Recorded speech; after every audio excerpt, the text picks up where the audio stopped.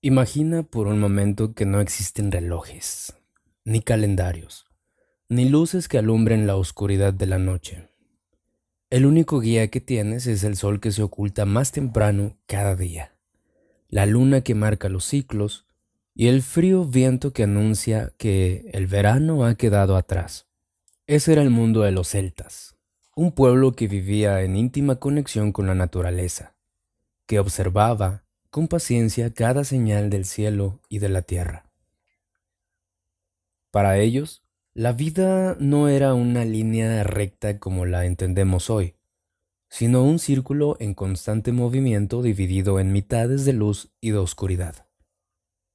Y dentro de ese círculo había puertas que conectaban los ritmos de la tierra con los de los dioses. De esas puertas, ninguna era más poderosa que el Samhain o Samhain. Samhain, leído Samhain, marcaba el final de la cosecha y el inicio de la mitad oscura del año. Era el año nuevo celta, la noche en que el mundo de los vivos y el de los muertos se tocaban, en que los espíritus caminaban entre los hombres y los dioses que escuchaban más de cerca las súplicas de la humanidad. Hoy lo conocemos a través de los ojos religiosos o comerciales, como Víspera de Todos los Santos, Día de Muertos o más popularmente a nivel mundial como Halloween. Pero antes de todo eso, mucho antes, Samhain o Samhain era un rito ancestral, profundo, un recordatorio de que la muerte y la vida son dos mitades inseparables. Para entender el Samhain en su pureza, tenemos que sumergirnos en ese universo celta, no en el de los disfraces de plástico ni el de las películas de terror, sino en el de hogueras en las colinas, nabos tallados con expresiones grotescas, ancestros esperados con ofrendas y druidas que interpretaban el destino en el fuego y en las manzanas flotantes. Es por eso que hoy, como ya vieron, vamos a explorar el fascinante e histórico origen del Halloween, el Samhain, escrito Samhain. Sean bienvenidos a este nuevo episodio, amigos.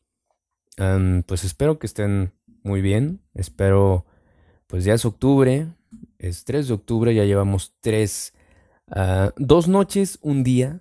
Depende a qué hora estén escuchando esto. Si lo están escuchando a la hora que se sube, que es en la madrugada, pues llevamos 2 noches de octubre. Y pues qué mejor que iniciar, mira, un viernes, el primer viernes de octubre. Les comento rápidamente, mi idea es que durante estos 5 viernes de octubre, yo les explique como que el origen o el camino del Halloween desde su nacimiento, que fue con el Samhain, hasta finalizar justo el viernes 31 de octubre, en 4 viernes más, pues todo lo que es el Halloween, pero ir explicando cada viernes el proceso que tomó esta festividad o conmemoración de origen celta, el Samhain. Sin los preámbulos, los invito a enviar sus opiniones, comentarios, saludos o anécdotas paranormales al 951-478-8938.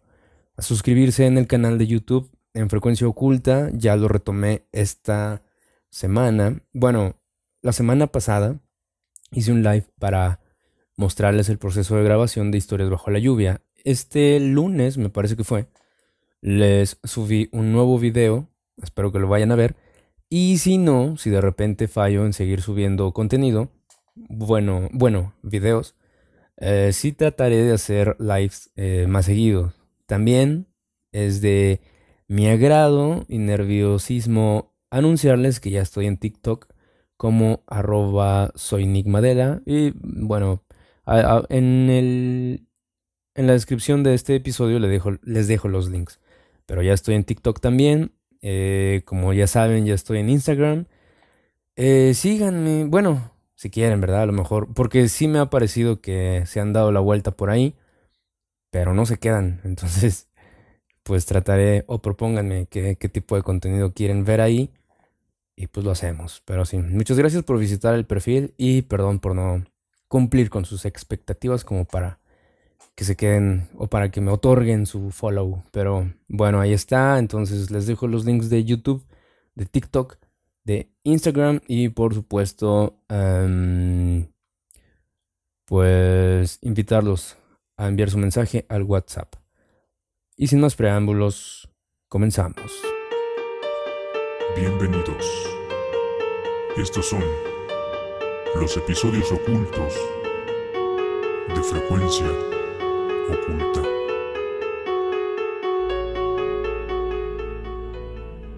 El primer paso es entender cómo concebían los celtas el tiempo. Para nosotros, el año tiene un inicio fijo, enero. Para ellos, el año estaba dividido en dos mitades. La mitad de la luz, marcada por la fertilidad, la siembra, la expansión, y la mitad de la oscuridad, marcada por el frío, la muerte de la tierra y el silencio. Cada mitad se abría con un festival mayor. Adaptado a nuestro sistema calendario, en mayo, Beltán abría la mitad luminosa, un tiempo de fuego, fertilidad y unión. Entre octubre y noviembre, también de nuestro sistema calendario, Samhain o Samhain abría la mitad oscura, un tiempo de introspección, de recogimiento y de comunión con los muertos. Además de estas dos grandes divisiones, el círculo anual se completaba con otros dos festivales.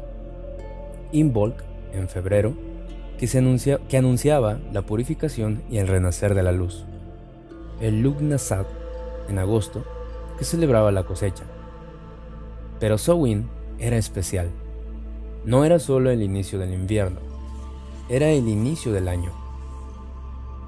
Samhain era una auténtica frontera entre lo viejo y lo nuevo. No celebraban el cambio de año en la abundancia del verano, sino en el momento más difícil, cuando la naturaleza se apagaba y todo lo vivo parecía morir. Para los celtas, ese era el verdadero renacimiento. No podía haber vida sin atravesar la muerte. Al caer el sol en la gran noche de Samhain, el año moría. El frío de las casas se apagaba. Los hogares quedaban a oscuras y el frío comenzaba a calar en la piel. Era un gesto ritual, dejar morir lo viejo. Más tarde, avanzada la noche, en lo alto de una colina los druidas encendían una gran hoguera. Ese era el fuego sagrado, el fuego nuevo, la primera chispa del nuevo ciclo. Por ello, las familias acudían a esa hoguera, tomaban brasas y con ellas encendían de nuevo el fuego de sus casas. Así, la comunidad entera compartía la misma llama. El fuego nuevo, para que sea un gran inicio de círculo para todos y estar protegidos de todo mal que pudiera venir del delgado velo entre el mundo de los vivos y los muertos. No era un juego ni un espectáculo, era un acto de protección y de unión. El fuego no solo calentaba, también protegía contra los espíritus y servía como puente con los dioses.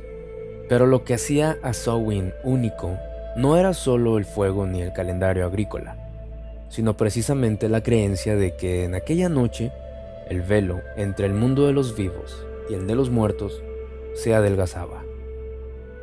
Durante el resto del año los difuntos habitaban en el otro mundo, ese reino invisible que corría en paralelo al nuestro, pero en toda la etapa o ciclo del Samhain podían cruzar.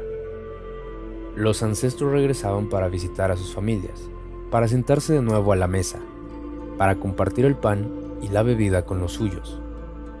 En cada hogar se dejaba comida, bebida y sillas vacías, para que los difuntos participaran de la cena. No se trataba de miedo, sino de honor y respeto. Se reconocía que los muertos seguían formando parte de la comunidad, que sus pasos aún guiaban a los vivos. Sin embargo, esa misma noche también se abrían los caminos a lo incierto. No solo los ancestros podían volver, sino también espíritus errantes, hadas caprichosas y seres oscuros podían cruzar el umbral. Algunos traían fortuna, otros caos. Por eso, los poblados mantenían encendidas las grandes hogueras en las colinas, llamas que purificaban y protegían, y al mismo tiempo iluminaban el tránsito de quienes cruzaban desde el más allá. Así también, mucha gente prefería dejar las ofrendas afuera de su casa, y no adentro, para evitar que un espíritu engañoso, burlón o no deseado entrara a la casa. Los hombres y mujeres se disfrazaban, cubriendo sus rostros con ceniza, máscaras de madera o pieles de animales. Sin embargo, en ese entonces, el propósito no era juego ni diversión, era defensa espiritual. Quien caminaba en la oscuridad debía confundirse con los espectros, engañarlos, hacerse invisible a sus ojos. Así, los vivos podían transitar en medio de lo invisible sin ser perturbados. Las aldeas se llenaban de un silencio expectante. El aire olía a humo, a tierra húmeda y a ofrendas. El murmullo del viento parecía traer voces antiguas, como si en cada ráfaga hablaran los antepasados. En las casas, las lámparas encendidas no solo eran luz para los vivos, sino faros que guiaban a los muertos. Samhain no era una fiesta común, era el puente entre dos mundos, la noche en que el tiempo se detenía, la frontera donde los vivos honraban a sus ancestros y enfrentaban lo desconocido. Otra defensa contra lo invisible, contra aquello que acechaba en la oscuridad, eran los nabos tallados. En Irlanda y Escocia, las familias tomaban nabos, rábanos o incluso remolachas grandes. Los vaciaban con cuchillos toscos y les tallaban rostros grotescos, bocas abiertas en muecas imposibles, ojos torcidos que parecían gritar desde la madera vegetal, expresiones que no pertenecían ni al mundo de los vivos ni al de los muertos. En el interior de esas cabezas huecas colocaban una brasa ardiente o una vela temblorosa, y así esos faroles brillaban en la penumbra, frágiles y espectrales. No eran adornos, eran guardianes. Se colocaban en las puertas de las casas, en las ventanas y en los caminos para ahuyentar a los espíritus malignos que cruzaban esa noche. Y al mismo tiempo también servía de guía a los ancestros que volvían del otro mundo. Aquellos que aún tenían asuntos pendientes o simplemente deseaban compartir el calor de la mesa, encontraban en la luz de un nabo encendido el camino de regreso a su familia. La imagen de aquellos faroles era mucho más siniestra que la que tenemos hoy con las calabazas. Eran pequeños retorcidos, deformes, casi demoníacos en sus facciones. No inspiraban ternura, inspiraban respeto y miedo. No eran linternas para decorar, eran amuletos de frontera, ojos encendidos que vigilaban la línea entre el mundo humano y lo desconocido. El Samhain también incluía sacrificios, y aquí conviene detenernos para entenderlo con los ojos de aquella época. No eran actos de crueldad gratuita, ni escenas de barbarie, sin sentido, sin justificación, por así decirlo. Ojo, no estoy justificando en esta época, sino estoy más bien tratando de explicar desde la perspectiva de aquella época. Viéndolo así, eran gestos de equilibrio, eran sacrificios o pactos que se hacían entre los hombres las personas y las fuerzas divinas o invisibles que regían el ciclo de la vida de acuerdo a la cultura celta. En el corazón de las aldeas, mientras las hogueras ardían en las colinas, parte del ganado era seleccionado para el sacrificio. No cualquier animal, sino aquellos que representaban fortaleza y abundancia. La muerte de estos animales no era vista como pérdida, sino como una ofrenda sagrada. La carne aseguraría alimento durante las largas noches del invierno, y la sangre, derramada en el fuego o sobre la tierra donde se hacía el sacrificio, se ofrecía a los dioses como un recordatorio de que los hombres reconocían la divinidad de ellos y el lugar del hombre y los dioses en el gran ciclo. Los altares improvisados se adornaban con los frutos de la última cosecha, manzanas brillantes como pequeños soles, cereales dorados, mieles fermentadas en tinajas, incluso sidra, que eran olores característicos de ese otoño.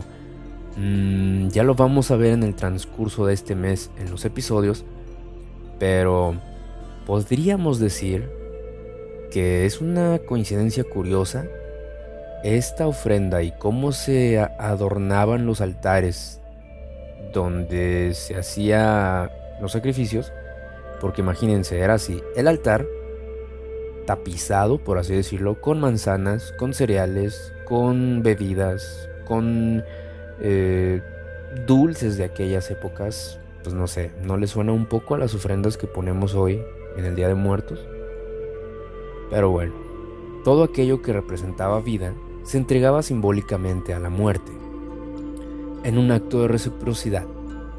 Era como decir: te devuelvo un poco de lo que me diste para que vuelvas a darme mañana. O sea, cuando el ciclo o la temporada de siembra y cosecha regresara. El humo de estos sacrificios de las hogueras ascendía lentamente hacia el cielo nocturno. Para los celtas, ese humo era un lenguaje, era el mensaje que los dioses podían leer. Cada chispa, cada brasa que subía al aire, llevaba consigo la súplica de una familia, la esperanza de que el invierno no fuera demasiado cruel, de que la peste no se llevara al ganado, de que los campos volvieran a florecer cuando regresara la mitad luminosa del año. No había separación entre lo práctico y lo espiritual. Sacrificar era sobrevivir, y el sobrevivir significaba el mantener un pacto con los dioses y los muertos. Cada familia sabía que de esa armonía dependía todo. Si estos espíritus eran ignorados, y si los dioses no recibían la atención merecida, las cosechas venideras podrían fracasar, podían fallar. Las heladas podían arruinar las reservas, el invierno, el frío, podía traer mucha hambre, enfermedades o incluso la muerte de gran parte de la comunidad o de todo el pueblo, de toda la comunidad. El sacrificio, por lo tanto, no era crueldad, no desde su punto de vista, no desde su interpretación, no desde lo que sabían en ese entonces. Era un acto de responsabilidad. Preferían sacrificar un animal en algunas ocasiones, y esto lo cuentan, esto no lo sé con exactitud, en algunas ocasiones y en algunos pueblos celtas se cree que incluso sacrificaban personas. Para ellos era mejor sacrificar 1, 2, 3 personas a que todo el pueblo corriera el riesgo de morir si los dioses no estaban contentos.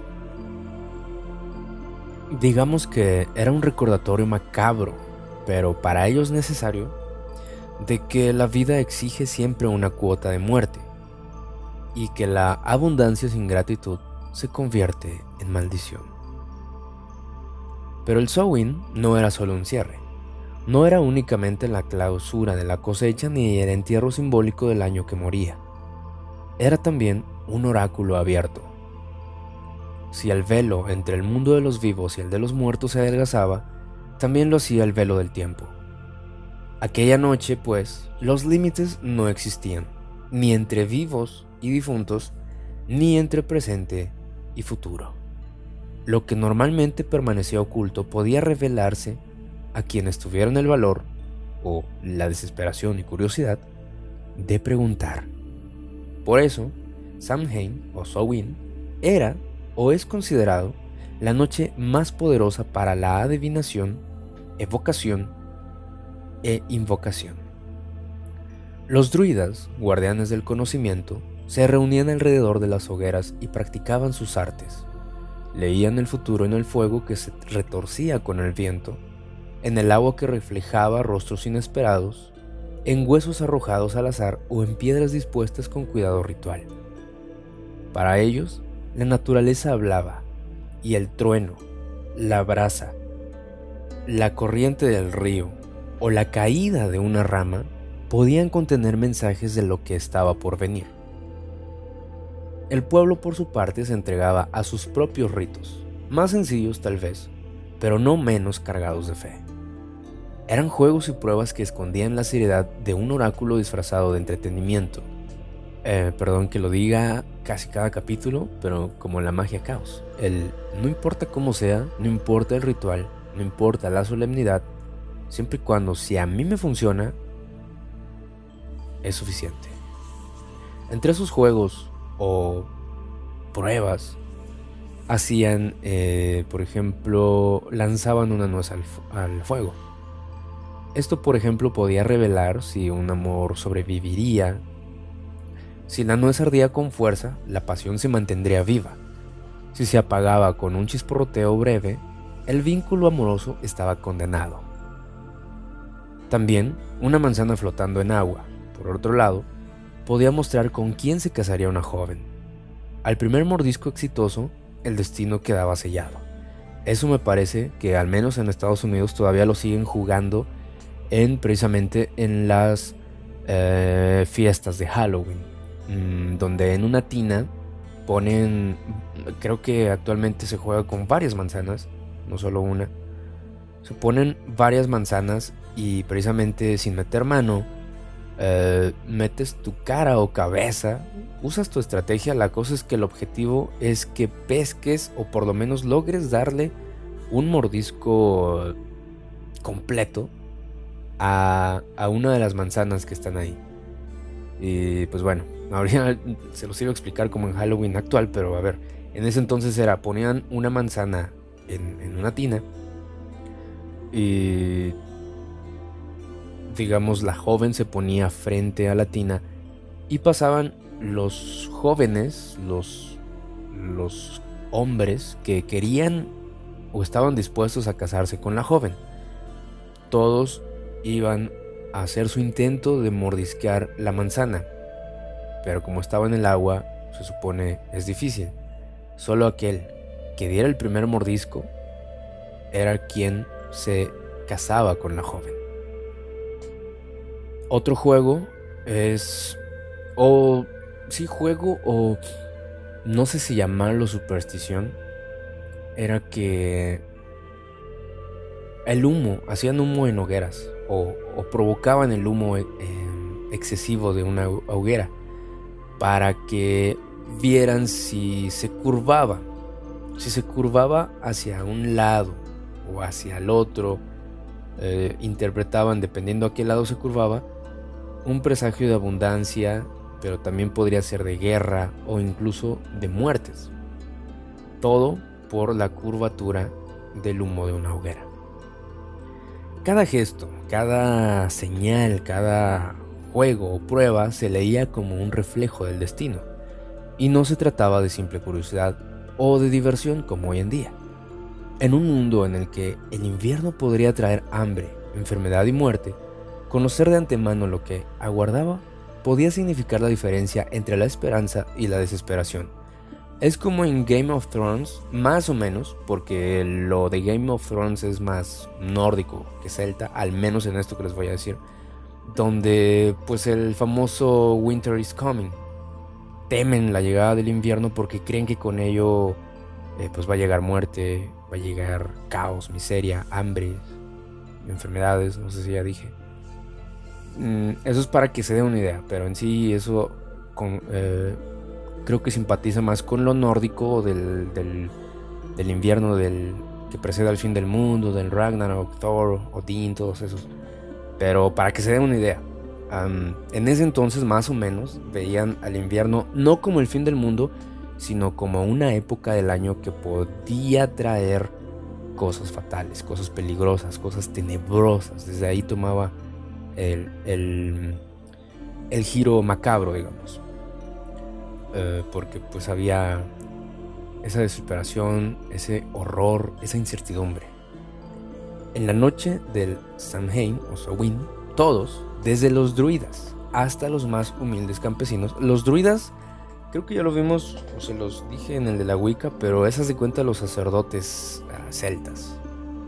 Sacerdotes lo digo para que me entiendan, pero en sí ellos no les llaman sacerdotes, les llaman druidas. Pero es como el líder espiritual, digamos. Pues bueno, en Samhain todos, absolutamente todos, se convertían en lectores del porvenir, buscando en las llamas, en las sombras y hasta en las semillas una certeza que nunca llegaba del todo. Era como si el universo les permitiera atisbar apenas un destello del camino, recordándoles que el futuro no se entrega completo, sino en símbolos que solo los valientes se atreven a interpretar o buscar. Ya con el tiempo, las ofrendas a los muertos también se reflejaron en un gesto hacia los vivos. Años después, todavía siendo parte de la cultura celta, grupos de jóvenes iban de casa en casa pidiendo comida o bebida. El pacto o el trato era este: si se les daba, bendecían a la familia de la casa. Digamos, llegan a tu casa y te ofrecen bendecir a tu familia, orar por tus difuntos, pero si no les dabas ofrenda, comida o bebida, eran capaces de hacer vandalismo en tu casa o hasta maldecir a la familia y a todas tus futuras generaciones. Que sí, ahorita lo podrás tomar a la ligera con que eso no existe o yo no creo en eso, pero estamos hablando de un pueblo, una cultura, de una época donde eso tenía mucha fuerza. Entonces, llegan a tu casa y te dicen, pues te pido la ofrenda que me corresponde para esta noche del Samhain, para yo bendecir a tu familia y orar por tus difuntos. Para ellos o para ti te hacían un favor, porque mientras más oraciones y bendiciones recibía tu familia y tus difuntos, mejor les iba a tu familia en las futuras cosechas, a los difuntos a poder regresar con bien a su otro mundo, digámoslo así. Entonces hay muchos que con gusto decían, pues claro, te doy la ofrenda porque pues, quiero que me vaya bien y quiero que a mis ancestros les vaya bien donde quiera que estén. Pero también había gente que o se renegaba a eso, ya sea porque decían, no, pues nosotros ya oramos, nosotros trabajamos lo suficiente para recibir buenas cosechas, no te necesito. O que de plano no podían costear su ofrenda. Entonces ahí era donde recibían ese vandalismo en la casa o esas maldiciones. Y pues si eras por decisión propia que decías, no, la verdad no necesito tus oraciones ni tus bendiciones, pues ni modo, te enfrentabas o te arriesgabas a que tu familia estuviera maldita. Pero era más doloroso o feo o horroroso, digamos, cuando pues era que no podías costearlo. Y entonces además de salir a decirles, lo siento, no acepto este año el trato, te quedabas con el miedo de que probablemente el próximo año nos vaya igual o peor, porque nos van a maldecir, o simplemente nuestra familia ya va a quedar maldita, nuestros hijos no van a tener éxito y todo eso, porque así era la creencia en ese entonces. Pero pues sí, se podría decir que esta práctica dio origen a lo que siglos después conocemos, o se convertiría en el bueno, traducido textualmente, creo que sí se dice, pues el truco o trato del Halloween moderno. Pero pues en ese entonces no era un juego infantil, era una prolongación de la creencia o de la lógica del Samhain. Así como a los muertos se le daba ofrenda para evitar la desgracia de que tus muertos se enojaran, pues también se debía compartir con los vivos, que representaban ese mismo papel, en el sentido de que llegaban a ofrecerte oración, o simplemente había gente que sí lo necesitaba. Espero que haya quedado claro, la verdad. Pero básicamente es eso. Llegaban a pedirte ofrenda, a cambio ellos te ofrecían orar por tu familia o por tus ancestros, pero si no, te ofrecían vandalizar tu casa y maldecir a tu familia y toda tu descendencia. Es importante comprender que el Samhain no era únicamente una noche aislada, sino que tenía dos dimensiones al mismo tiempo. Sí, era una noche sagrada y sí, era el comienzo de una temporada entera. Verán, por un lado estaba la noche del Samhain, cuando el sol se ocultaba y las hogueras se encendían en las colinas. Ese instante era la frontera precisa. El año viejo moría y el nuevo nacía. Era el umbral, el cruce, la grieta que abría paso al mundo de los muertos y cerraba, el ciclo de la cosecha. Pero esa frontera no se agotaba en unas pocas horas. En realidad, era el disparo de salida de toda la mitad oscura del año. Desde esa noche y hasta mayo, hablando en nuestro calendario, en Beltane, la vida entraba en un periodo de introspección, recogimiento y de resistencia. Medio año dominado por la oscuridad, el frío, la escasez y la memoria de los muertos. Así que, pues el Samhain cumplía dos funciones. Era el ritual de un solo día, sí, era lo que marcaba el inicio y el cambio del ciclo, pero también era la puerta de acceso a toda una temporada oscura, donde la comunidad pues aprendía a convivir con la muerte simbólica de la naturaleza, con ese horror o suspenso de que los muertos regresan, pero también con esa esperanza de esperar ese renacer de la luz en los meses después, digamos. Haz de cuenta como cuando a lo que le llamamos la temporada decembrina. Sabemos que incluso termina hasta el 6 de enero con el Día de Reyes. Hay otros que dicen que termina el 2 de febrero con el Día de la Candelaria. Pero en sí a todo le llamamos época decembrina, a pesar de que abarca enero. Y digamos, u otra, le decimos fiestas navideñas o época navideña, cuando Navidad es solo el 25 de diciembre. El 24 es Nochebuena, el 25 es la Navidad. Pero del 16 de diciembre al 6 de enero o hasta el 2 de febrero le decimos época navideña. Entonces, creo que con eso queda claro lo que es el Samhain. O dicho de otra forma, pues la noche del Samhain o Samhain era esa chispa inicial que dejaba todo un portal abierto y que se prolongaba durante todo ese invierno. No era solo una noche, era medio año bajo el dominio de esa oscuridad. Todo lo anterior nos muestra que el Samhain no era un carnaval ni una fiesta ligera. Era un festival cósmico y comunitario con 5 grandes dimensiones.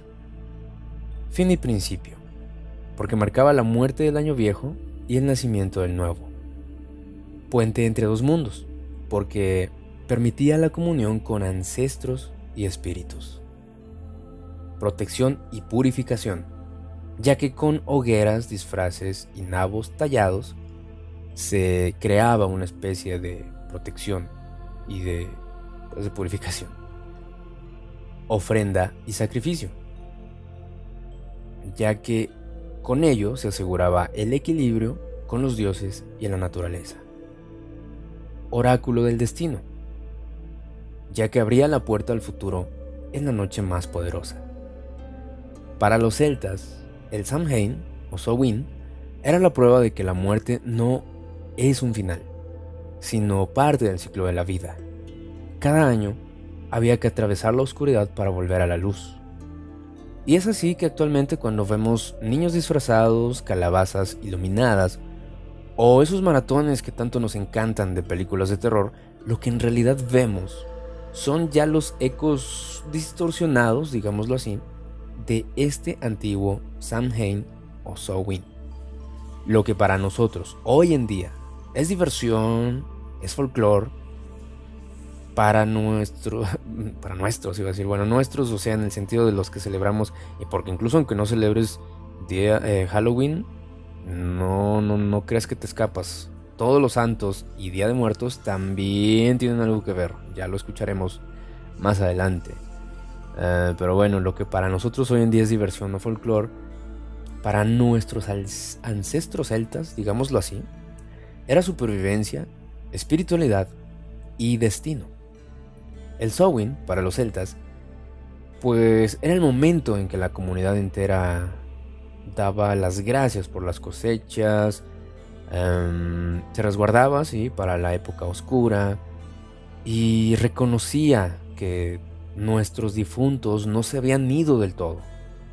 También reconocía que los dioses aún escuchaban y sobre todo que el futuro dependía de cómo se comportara uno, cómo enfrentara esa noche que marcaba el inicio del Samhain.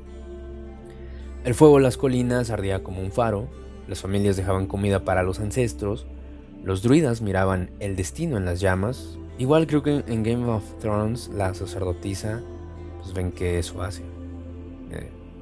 Igual eso tiene un poquito más que ver con la religión, se me fue el nombre ahorita, pero hay una religión o práctica esotérica, llamémosla así, de quienes leen, pues creo que es la quiromancia. O sea, la quiromancia es la práctica, pero aparte hay una religión o rama del esoterismo que tiene su nombre, pero que practican esa, creo que se llama quiromancia. Digo, piromancia. La quiromancia sí existe, pero es la de la mano, de leer las líneas de la mano. No, la piromancia, porque pues ya es del fuego. Sí, también se practica en Game of Thrones, pero no, mejor no los voy a confundir. El fuego, pues ardía como faro. Los druidas miraban el destino en las llamas. Y el año, con toda su incertidumbre, volvía a nacer. Esa era la esencia del Samhain. La noche en que los muertos regresan y la raíz de todo lo que hoy llamamos Halloween. Y por eso es que en este curso intensivo de Halloween quise iniciar con esto, porque todo lo que hoy tenemos se lo debemos a los celtas. Y ya les dije, ni digan los católicos de que no, yo los celtas no, yo festejo Día de Muertos y todos los santos. También se lo debes a los celtas. Los celtas, gracias a esta visión y rituales que tenían, nos han dado a creyentes, a herejes, a ateos, a todos los que volteamos a ver este ámbito paranormal o del inframundo. Nos dejaron una herencia que ha trascendido años y que se ha convertido poco a poco hasta lo que hoy tenemos: Halloween, Todos los Santos y Día de Muertos. Y pues bueno, amigos, esta fue la primera parte, el primer capítulo de 5 de todo lo que vamos a ver del Halloween. Espero que les haya gustado, espero que si son nuevos en el podcast, pues se hagan seguidores, porque si les interesa este tema, si dieron con este capítulo porque les interesa el origen del Halloween, vamos a ver todo este mes el proceso de conversión, por así decirlo, o de evolución del Halloween, desde esta fecha que es el Samhain o Samhain, hasta llegar al Halloween que conocemos hoy, viendo películas de terror, yendo a pedir dulces, leyendo cuentos de terror, conjurando, evocando, manifestando, todo eso, ofrendando, obviamente. Todo eso lo vamos a ver este mes. Entonces, muchas gracias por estar aquí. A los que son seguidores del podcast, pues espero que les guste este mes. Y a los que son nuevos, espero que se queden y disfruten este mes tanto como nosotros, la comunidad oculta del terror. Muchas gracias por su compañía. Estos son los episodios ocultos de la frecuencia oculta. Que tengan un gran día, que estén teniendo un gran inicio de octubre, el mejor mes del año, o una perturbadora noche.